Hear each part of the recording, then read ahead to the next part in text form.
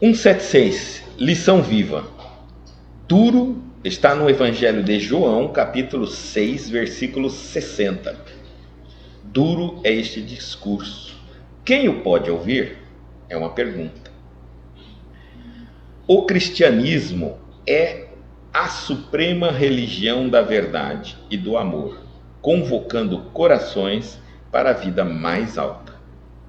Em vista de religião traduzir religamento, é primordial voltarmos para Deus, tornarmos ao campo da divindade. Jesus apresentou a sua plataforma de princípios imortais, rasgou os caminhos, não enganou a ninguém relativamente às dificuldades e obstáculos. É necessário esclarecer o Senhor, negarmos a vaidade própria, arrependermos-nos de nossos erros e convertermos-nos ao bem. O evangelista assinalou a observação de muitos dos discípulos. Duro é este discurso. Quem o pode ouvir? Sim, efetivamente é indispensável romper com as alianças da queda e assinar o pacto da redenção. É imprescindível seguir os caminhos daquele que é a luz de nossa vida. Para isso, as palavras brilhantes e os artifícios intelectuais não bastam. O problema é de quem pode ouvir a divina mensagem, compreendendo-a com Cristo e seguindo-lhe os passos.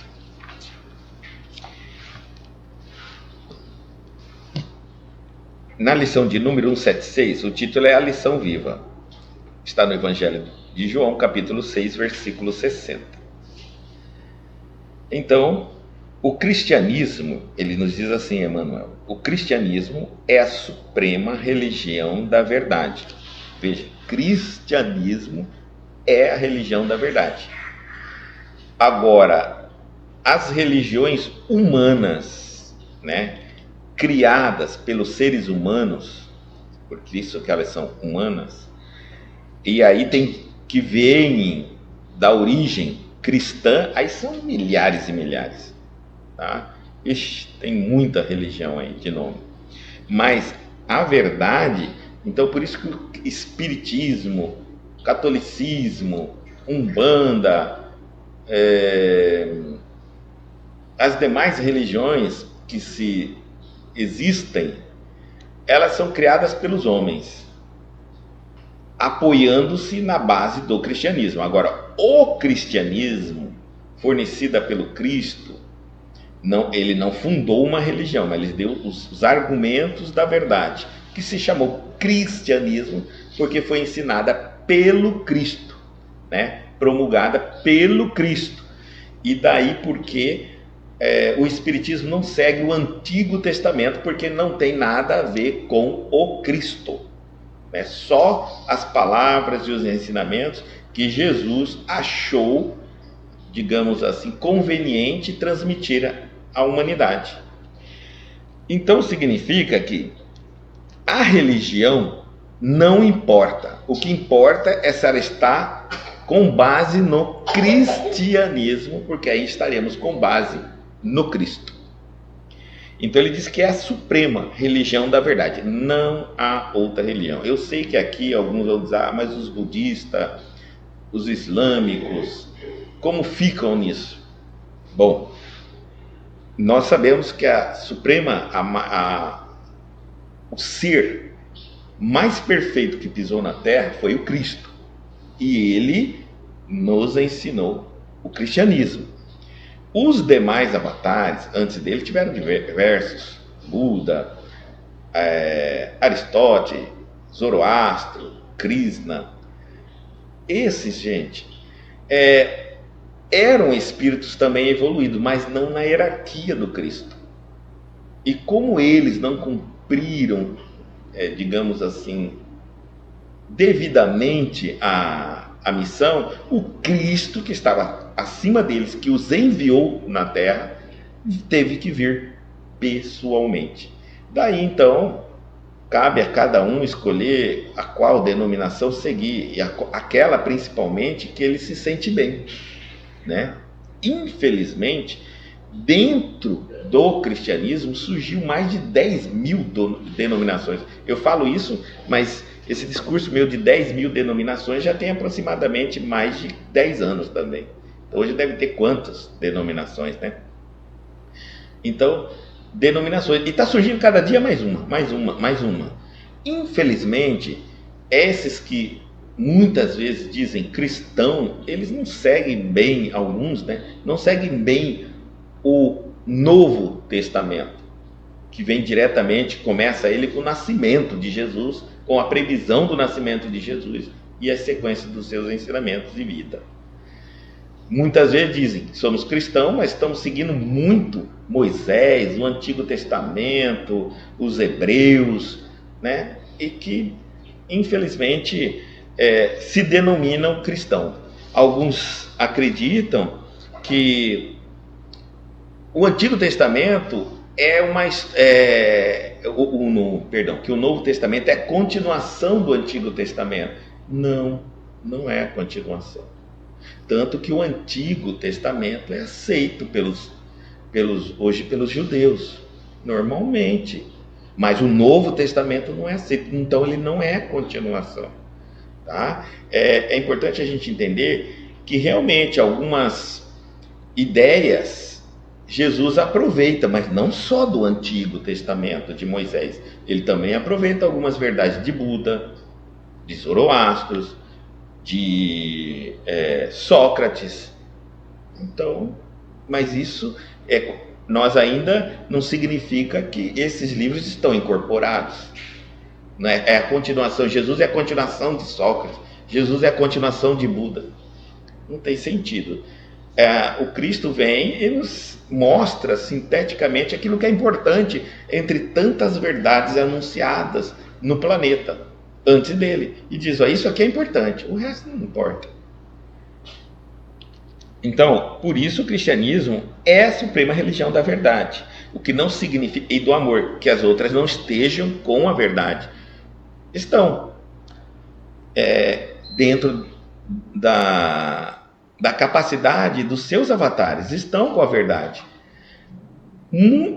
Quando nós vamos ler os outros livros de outras religiões, inclusive no ERJ a gente estuda algumas religiões, nós vamos ver que as verdadeiras, mais sérias religiões, os ensinamentos mais sérios, eles não divergem muito não do cristianismo. A proposta é amor, a proposta é perdão. O que difere muito é a maneira como eles relacionam com Deus, enxergam esse Deus, denominam esse Deus. Mas a parte moral mesmo das religiões sérias são muito parecidas. O que faz com que a gente pense que eles também estão com a verdade. Mas a suprema é aquela anunciada pelo próprio autor, cristianismo. O autor, o Cristo.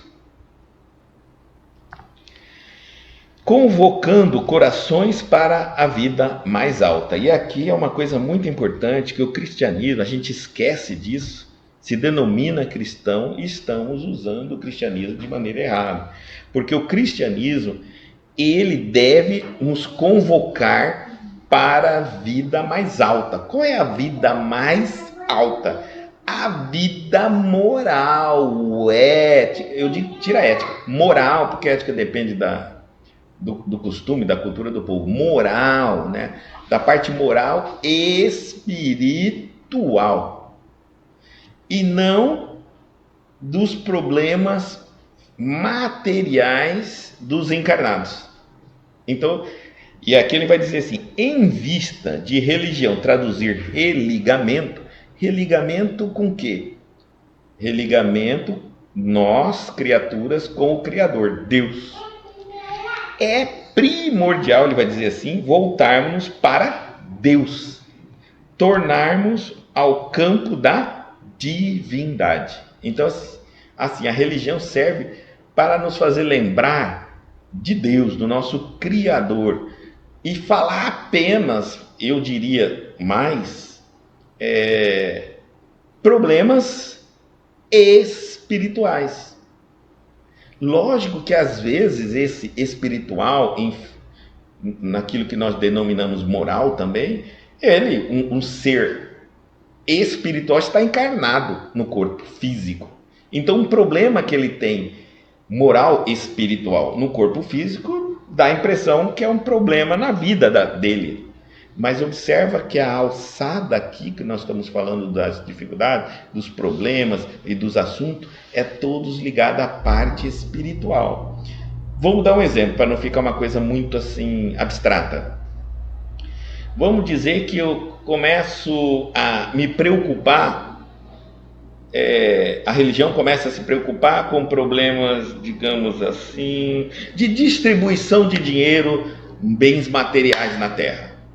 Não cabe à religião esse tipo de situação. Não é a ela, não é da alçada religiosa esse tipo de coisa. A religião tem que preocupar com a qualidade moral do povo na terra.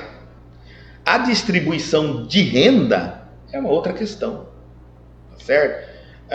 Vamos dizer que a religião começa a se preocupar com a fome no mundo, Não é da alçada da religião se preocupar com isso, tá? A religião tem que se preocupar com a reforma moral do homem, que, óbvio, havendo uma reforma moral, vai haver uma liberdade, uma igualdade, uma preocupação, mas é o resultado da religião. Por exemplo, uma pessoa religiosa fazendo uma reforma moral, entendendo a necessidade de seus irmãos, leva ele a ter uma atitude de benemerência, de solidariedade para com seus irmãos. Mas a religião não deveria estar tão preocupada com abrir, por exemplo, vamos supor aqui que as religiões começam a abrir agora galpões gigantes de alimento para distribuir para as pessoas de pouca renda. Não é esse o papel da religião. Não é. Tá certo? O papel da religião é, então, abrir um galpão para poder pregar, ensinar, divulgar e possibilitar a prática da reforma moral do ser humano. Porque cada vez que nós vamos entrando em questões de políticas da sociedade, acaba que a religião deixa de convocar os corações para uma vida mais alta, ela deixa de se voltar para Deus e começa a se voltar para as necessidades do ser humano, que o próprio ser humano cria. E ele cria porque ele não tem Deus. Então, olha só, o papel da religião é tentar ensinar o ser humano um Deus, fazer uma reforma moral, torná-lo um bom ser humano, um bom seguidor, e todos os problemas que advêm de um ser humano mal educado vão desaparecer naturalmente, pelas próprias propostas dos corações educados humanos, e não a da religião. Não cabe a religião chegar aqui e dizer, tem que dar um pouco para cada um. Não. Ela vai dizer sobre o egoísmo, sobre a vaidade, sobre a ganância. E a pessoa tocada com isso, não querendo ser vaidoso, ganancioso, egoísta, ele vai dividir com o seu próximo, vai fazer algo que ajude o seu próximo. Consequência. Tá certo? Consequência. Aí aqui a ideia é bem clara. Religião, religar. Qual a finalidade da religião na minha vida? Me colocar de maneira elevada de pensamento, de sentimento e de atitude a Deus. Então, quando eu falo que eu tenho uma religião, que eu busco uma religião, eu estou buscando o meu melhor, o lado melhor da minha existência. Porque para que eu me mantenha ligado a Deus. E não o lado material, somente o lado humano, porque essa parte é passageira e não influencia diretamente na minha evolução. Olha aqui, ó, olha uma coisa aqui, ó. Então, a Deus tornarmos campo da divindade. Porque ele quer nos convocar para uma vida mais alta. É possível ter religião sem estar encarnado. Porque se eu estiver encarnado pensando assim, vamos colocar aqui a nossa ideia. Olha como nós fomos criados. É natural. Eu tenho uma religião. Então eu corro ali com todos os meus problemas materiais, meus problemas existenciais da minha existência, da minha humanidade. Aí eu aprendo fixo nessa relação. Quando eu morrer? E agora? Dinheiro você não precisa mais, então você não vai mais fazer oração para pedir dinheiro. Emprego também você não precisa mais. Saúde você não morre mais, não fica, já está morto. Casa você também não precisa, esposo, marido e mulher, filho também não precisa. E agora? Acabou sua relação com Deus então. Você morreu, acabou sua relação. Porque toda a sua relação com Deus era sempre propósitos materiais. Quando a gente fala da religião, o Espiritismo o Cristo nos chamou para um propósito mais alto. Eu preciso da religião, tanto encarnado quanto desencarnado. Né? Desencarnado, preciso mais ainda, para que eu consiga compreender o mundo espiritual. É que quando eu digo eu não preciso da religião, eu não preciso de Deus, eu estou falando numa visão estritamente material. E nesse caso eu concordo. Eu não preciso de Deus para arranjar um emprego. Eu não preciso de Deus para ganhar um bom salário. Eu não preciso de Deus para curar uma doença. Eu não preciso de Deus nesse sentido. Eu posso até concordar, mas eu falar assim, eu não preciso de Deus para evoluir. Eu não preciso de Deus para me moralizar. Eu não preciso de Deus para me tornar um ser humano bom, servindo a Deus. Eu não preciso de Deus para compreender o mundo espiritual. É impossível. Tá bom? Eu posso ser um homem na terra crendo em Deus, tendo uma religião cristã. Isso é importante. E aí é que está. Se eu uso a religião para isso, eu preciso entender uma coisa. A religião pode me enobrecer ou me empobrecer. Infelizmente. Religião é o método que nos faz esses títulos humanos aí. Porque a religião dos espíritos não é católica. Quando foi feito o livro dos espíritos, ele colocou bem claro. Livro dos espíritos. Não é livro dos humanos. Livro dos espíritos. Ali contém todos os ensinamentos das coisas, como as coisas são e funcionam no mundo espiritual. Como é uma verdade única no mundo da terra também. Ele nos deram o livro dos espíritos porque nós precisávamos nos moralizar. Havia já um monte de religião, mas todas estavam materializadas. A gente até media a bênção de Deus, a proteção de Deus pelos bens materiais que a gente tinha, pelos sucessos financeiros e tudo mais. Então, aí vem os espíritos e dizem, olha, esse aqui é o livro dos espíritos. E aí ele começa dando toda uma sequência de uma visão do que os espíritos adotam no mundo espiritual. E nós começamos então a chamar de espiritismo para adotar os mesmos princípios, critérios, regras, leis na nossa vida material. Por isso que o espiritismo é tão diferente das demais religiões. O espiritismo ele nasce pelos espíritos que já estão do outro lado, mortos, encarnados, dizendo para nós como as coisas funcionam do outro lado. Enquanto que as religiões humanas, nasce grande parte dela, principalmente cristã, daquilo que a gente precisa, das necessidades do nosso mundo material. Então, digamos assim, quer ver? Vou colocar uma coisa bem simples. Uma religião criada pelo homem fica preocupado com o fim do mundo, porque é criado pelo homem. Então ele está preocupado se ele vai morrer, se não vai morrer, é o fim do mundo, se a terra vai acabar, se vai ter o que comer, se vai acabar a luz, se os demônios vão vir aqui. Isso é uma religião materialista. A religião espiritual, ela tá, se a terra acabar, tem outro planeta. Se todo mundo morrer, reencarna em outro planeta. Se a terra explodir, vai ter outro planeta.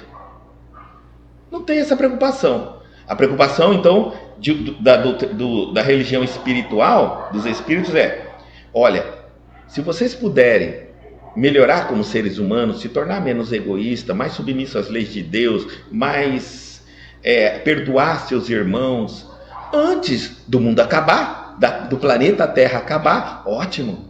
Você vê que eles estão sempre preocupados.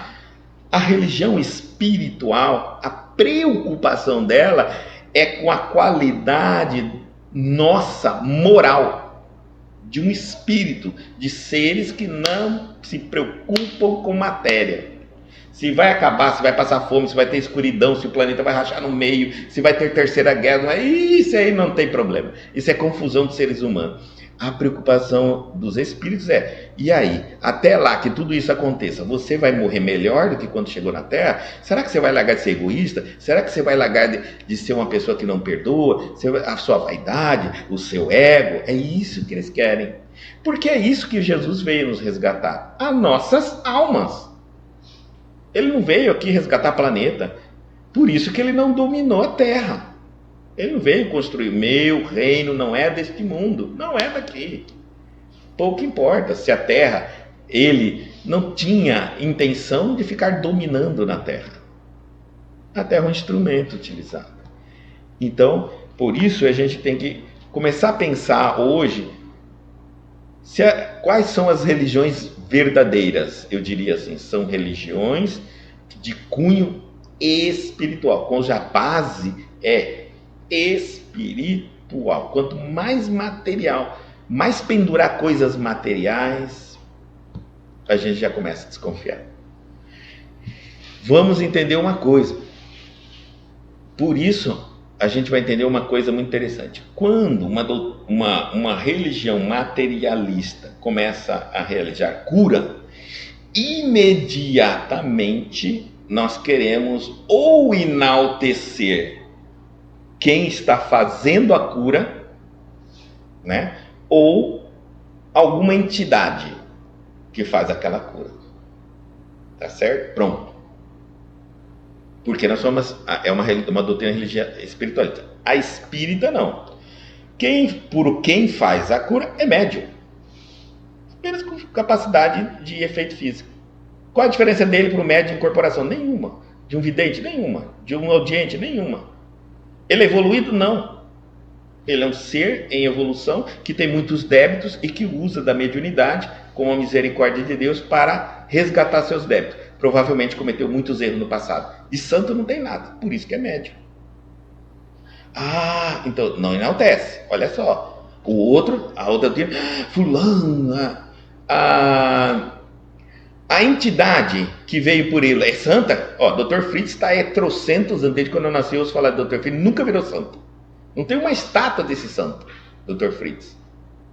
E quando a gente fica sabendo e já curou em diversos médios, um monte de gente. De milagre já tem um monte de gente. Nenhuma estátua foi erguida em nome dele. Por quê? Porque os espíritos nos explicam que não existe isso. Né? É um trabalho que ele pode ser feito em função dele ser um espírito. Ele tem capacidade de manipular determinados fluidos que, se ele tivesse ele mesmo encarnado, não manipularia. E não tivesse um médio adequado, não aconteceria o fenômeno. Então, não endeusa. Já em outras religiões materialistas, já endeusaria o Dr. Fritz. Ele seria um santo Fritz. Santo Dr. Fritz. O santo das causas das doenças. E aí todos os espíritas, digamos assim, os que creem, fariam orações quando tivesse com algum problema físico para eles curar. Até de vez em quando a gente tenta algumas pessoas fazendo isso com o Dr. Bezerra de Menezes, né? Alguns espíritas dão uma escavadinha assim, uma escorregadinha, tá lá. geralmente são católicos que vêm para o movimento espírita e ainda trazem o ranço do catolicismo, dizendo: eu pedi para a corrente de Bezerra de Menezes, para o doutor Bezerra de Menezes, né? Aí a gente sempre fala assim: olha, um ranço nosso que a gente tem, mas doutor Bezerra de Menezes não foi só médico, foi na última reencarnação dele médico, e na anterior, na anterior. Então por que a gente só fala que ele é médico? Ele só atua como médico. Ele deve pensar: puxa, mas tenho tanto diploma, só me usa como médico? Então, essa maneira da gente se desligar do materialismo, a gente materializa muito as coisas, certo? Isso é interessante. Jesus apresentou, continuando a lição, a sua plataforma de princípios imortais, princípios que nunca mais morrerão. A plataforma dele, tudo que Jesus nos ensinou é imortal. Por isso que ela é uma religião, o cristianismo é uma religião imortal, ela não vai desaparecer.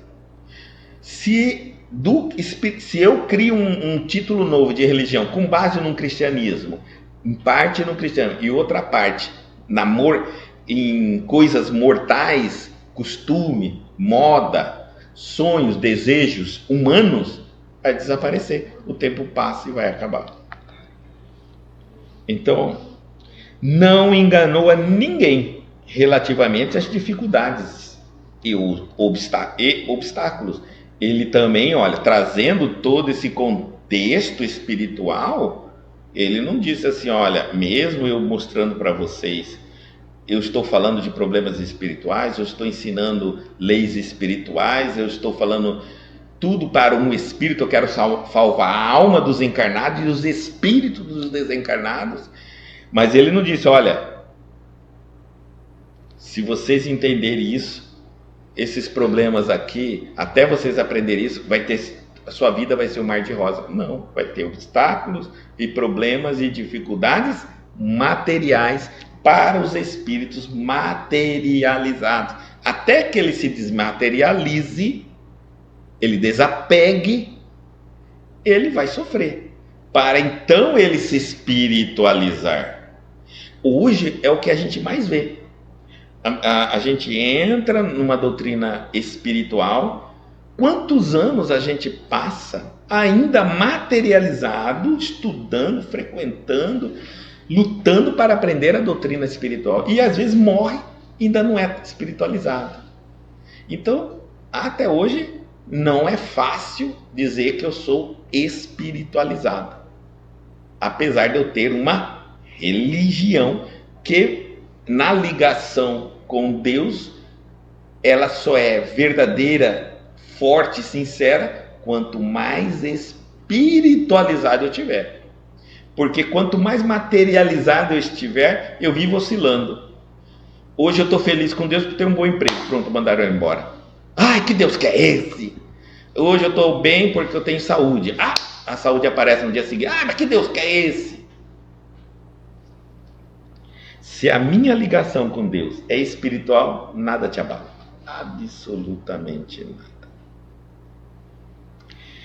E ele diz assim: a plataforma dos princípios era imortais. Rasgou os caminhos. Porque quando ele chega, os caminhos estavam materializados. Com a crença dos hebreus, advindo dos hebreus, era tudo materializado. Existia muitos sacrifícios, muita cerimônia, vestimentas, classes especiais, lugares, templos gigantescos. Então ele diz assim, ele rasga isso tudo, os caminhos, mostra, olha, não é mais por aqui só. Rasga tudo e diz, olha, agora existem vários caminhos que nos levam a Deus, desde que esses caminhos sejam espiritualizados. Então, rasgou o caminho, não enganou a ninguém relativamente a dificuldades e obstáculos. É necessário esclarecer o Senhor, negarmos. Agora ele vai falar onde está a base do ensinamento dele. Onde está a base? Alguém vai falar assim, em tal religião, em tal lugar, com tal homem, em tal espírito. Não, a base dele está aqui, ó. Negarmos a vaidade própria. Vaidade. Olha, é uma coisa muito interessante sobre a vaidade. Qual é a diferença da vaidade e do amor próprio? Como eu vou saber que eu estou fazendo algo por vaidade ou por amor próprio? Será que o que eu estou fazendo é porque eu me amo, porque eu me valorizo ou porque eu sou vaidoso? Vamos colocar aqui.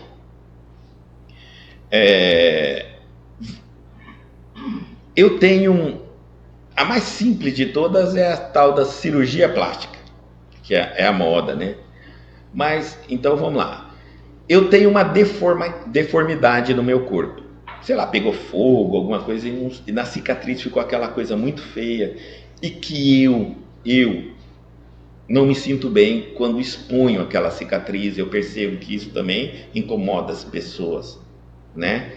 Ficam me olhando de lado e até me excluem quando algumas se aproximam, mas por piedade, por dó. Eu não me sinto bem na minha relação com aquela. Então, quando eu faço a cicatriz, é porque eu não sinto bem. Tá bom? Às vezes essa cicatriz, aqui eu estou colocando ainda que os outros estão vendo, mas às vezes essa cicatriz, esse defeito que eu trago comigo, ninguém vê. A roupa cobre naturalmente, mas eu não me sinto bem. Tá? Então eu faço isso. É vaidade ou é amor próprio? Bom, se você não espera colher elogios, é amor próprio. Mas se você já está esperando ouvir, ficou melhor, ficou bonito, ficou feio, é vaidade. A diferença entre o amor próprio e a vaidade é que o que eu faço é para aparecer. E geralmente, se ninguém nota, eu já exponho. Né? Por exemplo, vamos supor que eu vou ensinar alguém que está com uma dúvida a contar dinheiro. Então alguém está começando a contar, ele não está conseguindo contar, eu vejo que ele está precisando de dinheiro, eu conto o dinheiro com ele. Ensino ele a contar. Isso é amor próprio ou vaidade? Depende. Se você fez isso por um ato de amor para ensinar aquela pessoa, acabou. Não, amor próprio. Mas e se é vaidade? Vaidade, agora você vai sair contando para todo mundo que você fez isso para ele. Que você sabe contar dinheiro. E que você. Aí você vai. Parece aqueles papagaios. Meu pai falava comigo: Fulano, você tem que andar com um espinho de limão, porque você fura o papo dele e acabou. Furou o papo, ele seca. Tem pessoas que são muito papuda, tudo dele é o melhor, é o super. Então, isso é vaidade. A vaidade busca, luta, deseja, sonha ter admiradores. Tanto que quando isso não acontece, o vaidoso fica deprimido. Ele fica... Quer ver uma coisa? Eu vou num salão de beleza e faço um penteado. E saio do salão. Aí eu encontro fulano, ninguém toca no assunto do meu cabelo. Eu chego em casa acabado. Será que ninguém veio? Isso é vaidade. Porque se fosse amor próprio, você viu, não viu? Você olhou no espelho, você gostou? Tá ótimo. E se todo mundo dali falou horrível e você gostou? Tá ótimo. Todo vaidoso nunca se contenta. Outra coisa também, nunca se contenta. Porque é impossível você agradar todo mundo. Então se você pinta seu cabelo de loiro, metade um povo gosta, outro povo não liga e outro povo acha feio. Aí então, qual que é agora? Pinta de vermelho. Aí você pinta de vermelho, o povo que gosta do vermelho elogia, o povo do amarelo, do loiro não gosta e o outro do meio tanto faz. Aí você vai ficar mudando, porque o vaidoso, ele é insatisfeito e ansioso. O tempo todo ele fica procurando um elogio do olhar. Se ele entra num local, ele já fotografa o local para ver quem está olhando para ele, quem não está olhando para ele. Entendeu? Essa é a chamada vaidade. Tem vaidade, essa é a de aparência, intelectual, tudo isso vale para tudo. Intelectual, de atitudes, vaidosos nas atitudes. Tudo que essa pessoa faz, todo mundo sabe. E essa necessidade de viver com a permissão dos outros é que o torna ansioso e insatisfeito o tempo todo. Então, por isso ele está falando, é necessário negarmos a vaidade própria, porque o bem, a bondade, tudo o correto, o certo, o moral, não se faz propaganda. Age. O seu exemplo será percebido por aqueles que buscam a mesma direção que você. Não é para você parar um carro de som no meio de uma praça e ficar gritando o que você fez ou deixa de fazer, né? Por quê? Porque isso incomoda.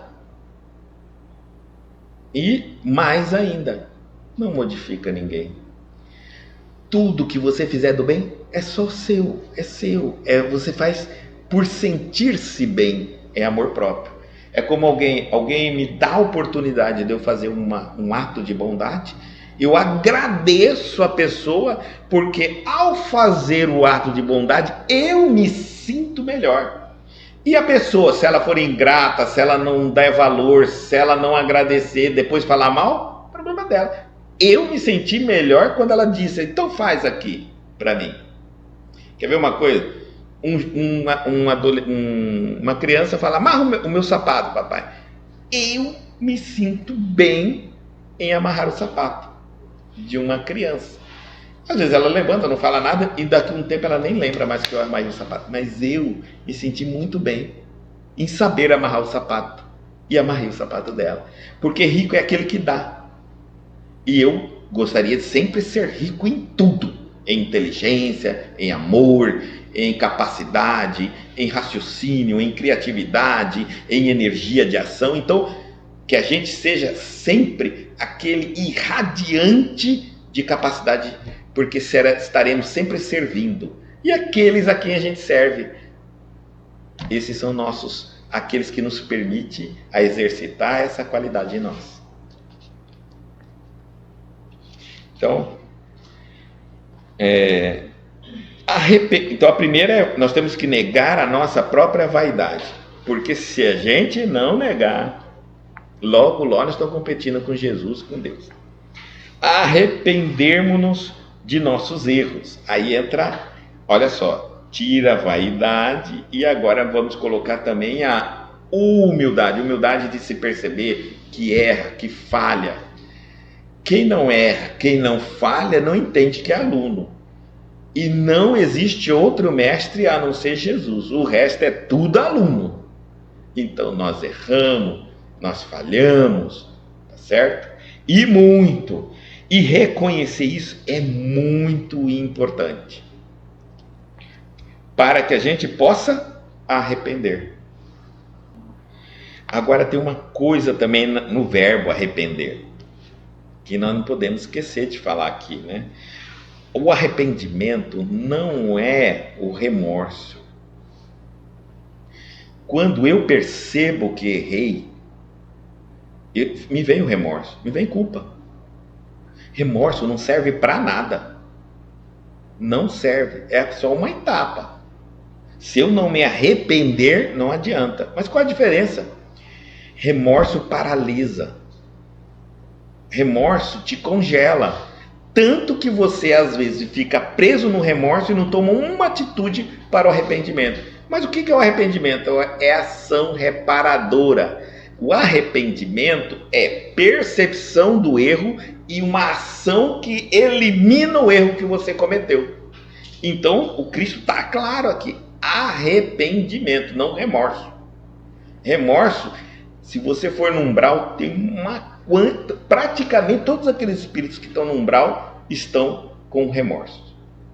Estão se sentindo culpados de ter falhado em alguma coisa. Assim que eles se arrependerem, eles têm condições de sair de lá. Então, cuidado para que e pense se você não está hoje preso no remorso. Remorso vem quando você percebe que errou. Puxa, errei. Ai, eu não tinha percebido. Ou achei que era certo, ou fiz sem perceber, ou não sabia que estava errado, achei que estava certo, agora descobri que estava errado. Então, hoje eu tenho consciência de que errei, mas ainda não arrependeu. Precisa reparar o erro.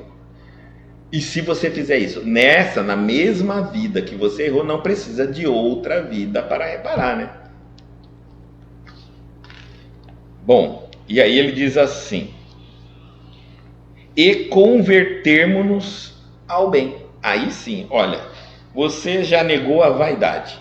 Então tudo que você fizer não é para aparecer, não é para apreciação dos outros, não é para colecionar olhares. Depois você já admite seus erros e repara-os todos, não deixa nada para trás. E segundo, você vai converter-nos ao bem, ou seja, daqui em diante todas as ações serão pautadas nos ensinamentos do Cristo para a construção do bem, para que você se sinta bem e fazer parte desta bondade universal. E ele diz: o evangelista assinalou a observação de muitos dos discípulos. Muitos dos discípulos. Eu estou com muitos dos discípulos. Duro é esse discurso, ele está dizendo, ó, quem o pode ouvir?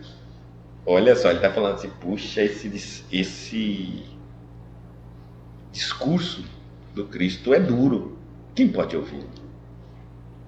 Nós não gostamos normalmente de religiões que têm discursos duros, difíceis de ouvir.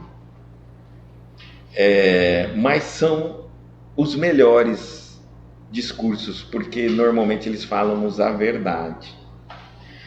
Eu sei que muitos de nós não aceitam aquela ideia de ser chamado de nós somos ainda criança, erramos muito. Não sou criança, eu não erro muito. A vaidade, né? Como está dizendo o Cristo. Mas quando nós nos tornarmos mais humildes, menos vaidosos, nós vamos conseguir ouvir todos os tipos de discurso. E Jesus não tinha só discursos de amor e de paz. Jesus falava o que tinha que se dizer.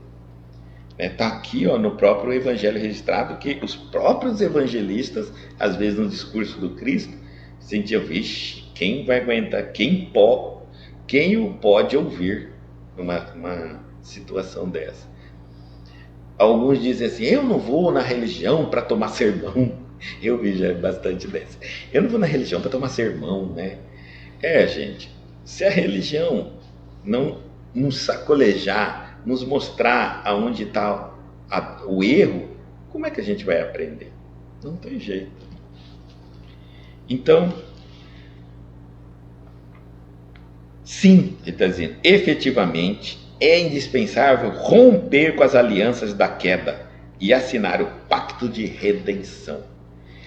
Romper com as alianças da queda, porque ninguém cai que não tenha feito amizade, testado, experimentado ou provado aquele caminho da queda, né? Normalmente, o que nos leva à falha são os caminhos que nós experimentamos, diferente dos caminhos propostos por Jesus, e que nos viciamos, criamos uma dependência, achamos que por algum tempo estavam nos beneficiando, nos dava um certo prazer.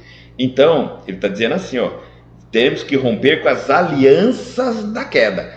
Quais são essas alianças? Alianças são espirituais. Desejo, prazer, sonho, eu não vou dizer sonho, ilusão, né? Hábitos enganados. Agora que me veio isso. Essas são verdadeiras alianças. Porque eu sei o que é certo e continuo casado, digamos assim, atrelado, ligado àquilo que está errado. E periodicamente estou fazendo aquilo que está errado. Então, precisamos romper com isso. Puf, separação total, quebra. E assinar agora um pacto de redenção. Aqui é muito legal o redenção. Vamos lá. Estou abrindo aqui o dicionário no celular para vocês. Achei muito interessante a redenção. Olha o significado da redenção no nosso dicionário: libertação, reabilitação, reparo e salvação.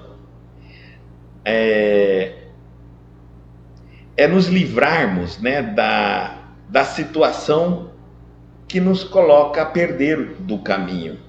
É nos salvarmos, é nos libertarmos. Libertarmos do quê? O caminho de redenção é quando nós nos libertamos dessas alianças, das tentações, das nossas inclinações negativas, nossas más inclinações.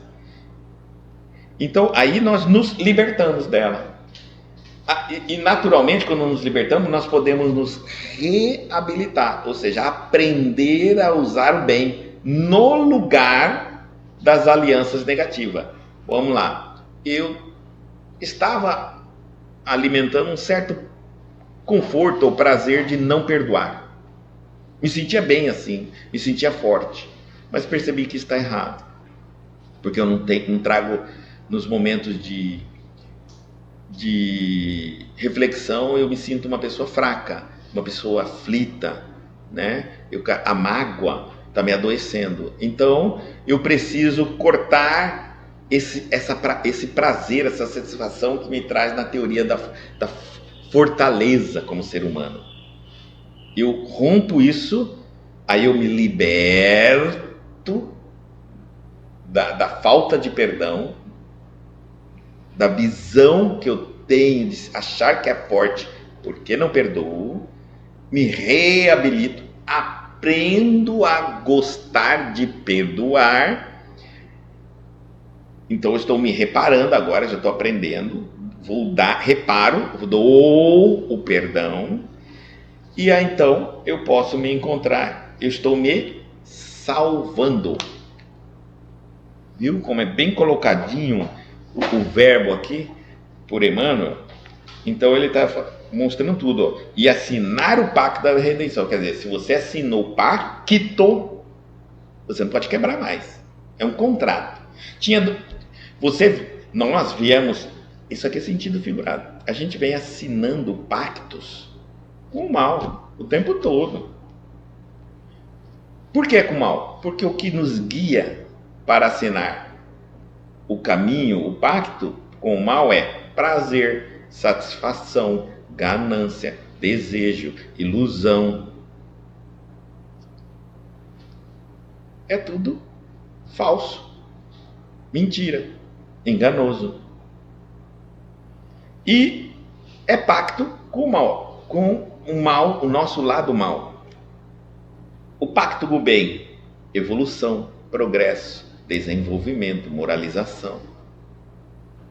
Simples. Então ele está falando, quebra esse pacto e assina um outro pacto, tá? Porque aí você não vai sempre dizer assim, eu não posso quebrar minha palavra, não posso quebrar minha palavra. Você vai se autodisciplinando. Veja que quando eu crio um pacto da redenção, eu não estou mais preocupado se eu fizer o mal, o diabo vai me maltratar, vai me perseguir, vai me escravizar. Eu não estou preocupado se Deus vai me punir ou vai me castigar. Eu estou preocupado se eu estou quebrando a minha palavra que compactuei com a redenção. Então eu estou fazendo uma crítica à minha própria consciência, se eu estou me tornando infiel ao pacto que eu criei, o meu verdadeiro desejo. Tá certo? Por isso é muito bem colocado aqui por ele. Eu digo sempre que os espíritos colocam os verbos, as situações no lugar certinho. Não cria ilusão. Uma pessoa que tem pacto com a redenção, ela não tem medo de diabo e nem de castigo de Deus. Para ela, Deus sempre perdoa, nunca castiga. E diabo não existe, Satanás também, né? Então ela está preocupada com a consciência dela entre aquilo que ela acredita, aquilo que ela precisa fazer, aquilo que ela compactuou, prometeu, a disciplina dela, se ela está cumprindo, só com ela mesma. É imprescindível seguir os caminhos daquele que é a luz de nossa vida. Luz, conhecimento, né? Direção, que é a luz para nós. É imprescindível. Olha, imprescindível. Não tem outro caminho, gente. Não tem. Olha, eu posso... Não estamos dizendo que as outras religiões não nos levam a Deus. Levam. Mas aos cristãos é imprescindível seguir os ensinamentos do Cristo. Imprescindível. Se você quiser ainda seguir mais alguma coisa, se você se diz cristão e quiser seguir além dos ensinamentos do Cristo, fique à vontade. Mas que adianta você ser cristão e não seguir os ensinamentos do Cristo? E ainda por cima, de vez em quando, ainda ficar seguindo alguns outros ensinamentos de outras denominações religiosas. Eu digo que você não é nada. Não fica nem cristão, nem budista, nem zoroastrista, nem islâmico. Aí, então, se você é cristão, eu sou cristão, é imprescindível. E algumas pessoas já chegam duro no espiritismo, dizendo assim, porque o espiritismo só fala de Jesus, do evangelho de Jesus, o espiritualismo aceita mais ideias, tem a cabeça mais aberta, o espiritismo é muito fechado, só aceita o evangelho de Jesus, é uma religião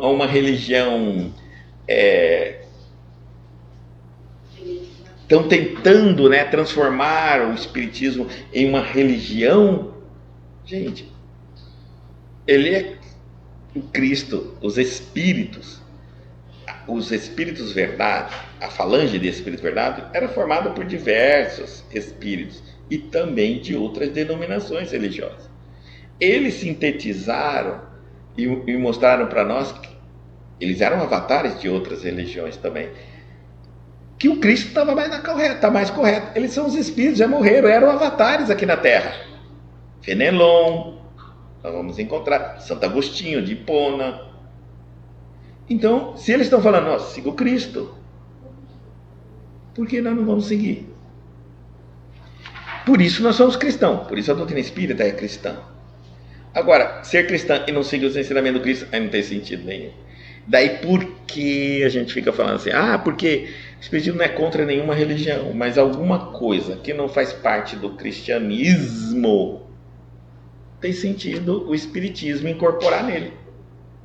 Daí porque a gente vai entender que há um tempo, Kardec coloca toda a proposta do Pentateuco, mas precisa vir os homens mais esclarecidos, como Chico Xavier, Divaldo Franco, para colocar em prática o espiritismo na proposta cristã. Porque como ele era neutro, com base na ciência espírita, eu podia dizer que a comunicação com os espíritos tem na Umbanda, na Quimbanda, no Candomblé não tem, são energias, mas em outras categorias. Mas isso não significa seguir Jesus. E aí, então, quando a gente vê Chico Xavier de volta fazendo esse trabalho, pegar isso e mostrar no Evangelho de Jesus, aonde estava a comunicação com os mortos, no Evangelho de Jesus. Qual é a proposta da comunicação com os mortos? No Evangelho de Jesus. Como fazer caridade? No Evangelho de Jesus. Então é esse o trabalho deles, mostrar, para não ficar uma coisa perdida, o conhecimento. O próprio Kardec cria o Evangelho segundo o Espiritismo. E qual que é a proposta do Evangelho segundo o Espiritismo? A base dele, os ensinamentos de Jesus. Daí eu fico pensando, ainda ficam querendo criar roda, né? Aí quero fazer agora um espiritismo divorciado de religião. Para isso, as palavras brilhantes e os artifícios intelectuais não bastam. Ele está dizendo assim, para que a gente siga o Cristo, né? Siga o cristianismo, torna-se cristã, não basta palavras brilhantes e os artifícios intelectuais. Não, isso não basta. Não basta eu aqui falando, se eu não aplicar na minha vida. Não basta nós sabermos falar bonito, estudar bastante, saber falar bastante. Não adianta. O problema é de quem pode ouvir, ele está falando. Pode ouvir a divina mensagem, compreendendo-a com Cristo e seguindo-lhe os passos. Quando